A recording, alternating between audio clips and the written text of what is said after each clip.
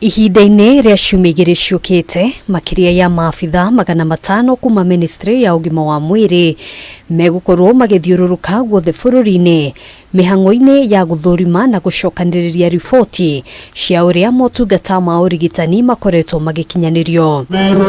Akĩaria hĩndĩ ya kũrugũria mĩhang'o ĩno, Minister wa ũgima wa mwĩrĩ Susan NAKHUMICHA augite kuhitukira utaramu wa mitambo ya kiriu maabitha aya matanyitwo kuheana riboti nginyaniru cikoniĩ thibitari cia muingi, thibitari cia andu kiumbe, oro ũndũ ũmwe na thibitari cia makanitha. Based on the data that shall be collected by the community health promoters, we want to ensure that each facility is connected.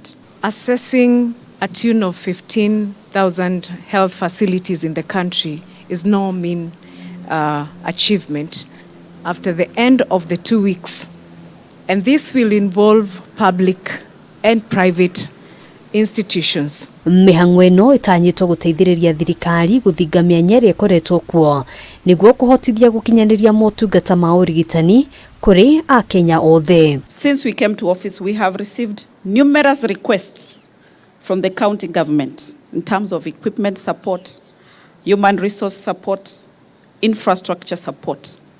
We do not want to do it selectively, and that is why we have this health assessment. As you do that assessment the next 2 weeks, you've identified the various structures that are in place, you've identified the various caps that are in place.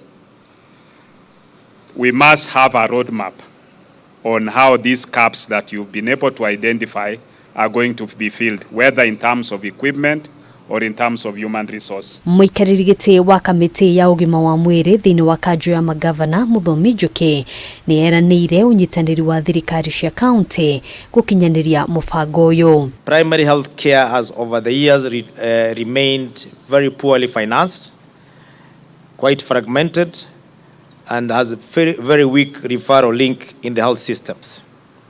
These are the gaps that this government, both at the county and the national level, are addressing as we move forward. Unyihu wa arigitani nĩ gatagati ka maũndũ marĩa thirikari yũrĩtio gwĩkĩrĩra na kũmĩcha akĩũrio gũtigĩrĩra maabitha arĩa makoretwo makĩruta wĩra wabici-inĩ nene cia ministry kwa ihinda iraya nĩ mathamĩrio thĩinĩ wa county iria cirabatara aruti a wĩra makĩria. That assessment should not just be at the county level, but should even also involve your headquarters.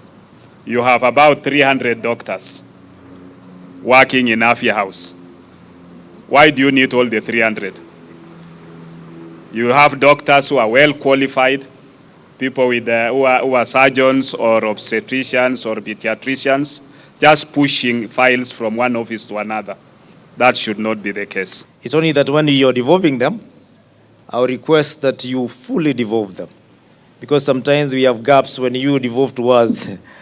Officers who still answer to the ministry, they are usually lost in between. You're looking for them and they say that we are in the ministry. Handũ-inĩ ha Kameme TV, Gĩtagwo Ngina wa Waduro.